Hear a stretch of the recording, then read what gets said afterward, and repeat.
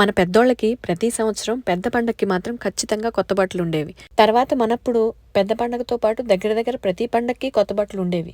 మనం కాస్త పెద్దయ్యేసరికి పండగ రోజుతో పని లేదు, ప్రతిరోజు పండగే అని పైసలున్నప్పుడల్లా బట్టలు కొనుక్కోవడమే. ఇక మన పిల్లలొచ్చేసరికి పండగ పబ్బం ఉందని కాదు, ప్రింట్ నచ్చిందనొకటి, పెయింట్ బాగుందనొకటి, పోచంపల్లొకటి, పెడనొకటి, పట్టునొకటి, పట్టు కాదనొకటి, ఇలా మామూలు రోజులకే 7 వారాల బట్టలుంటే ఇక పండగ రోజు పూట పూట ప్రత్యేకమే, 3 పూట్ల కొత్త బట్టలే.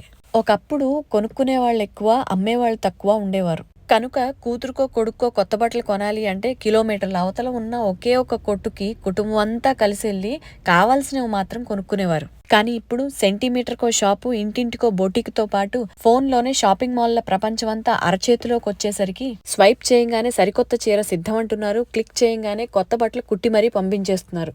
కాళ్లకు పని లేకుండా కళ్లతోనే సెలెక్ట్ చేసుకుని చేత్తో చిన్న మెసేజ్ చేసి షాపింగ్ చేసుకోగలిగే ఈ రోజుల్లో కొత్త బట్టల కోసం కబోర్డ్లు కూడా కొత్తవి కట్టించుకుంటున్నారంటే ఆశ్చర్యమే లేదు. సంపాదనతో సంబంధం లేకుండా కొత్త బట్టలు అనేవి కూరగాయల్లా కామన్ ఎప్పుడైపోయాయో కూడా తెలియలేదు. కొనేటప్పుడు కొన్నే కదా అనిపిస్తుంది, అవి కబోర్డ్లో సర్దేటప్పుడో సూట్ కేసులో సర్దేటప్పుడో అనిపిస్తుంది అమ్మో ఎన్నున్నాయో అని.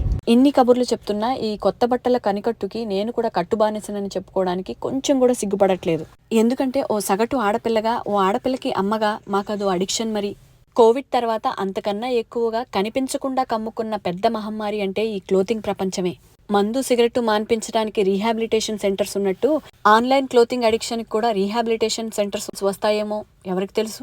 అంతవరకు ఎప్పట్లా పెద్ద పండక్కి పొట్ట పగిలేలా సూట్ కేస్ ప్యాక్ చేసుకుని పిల్లలతో కలిసి పొంగల్ సెలబ్రేట్ చేసుకోవడానికి పల్లెటూరుకి వెళ్ళడానికి ప్రిపేర్ అయిపోయాం.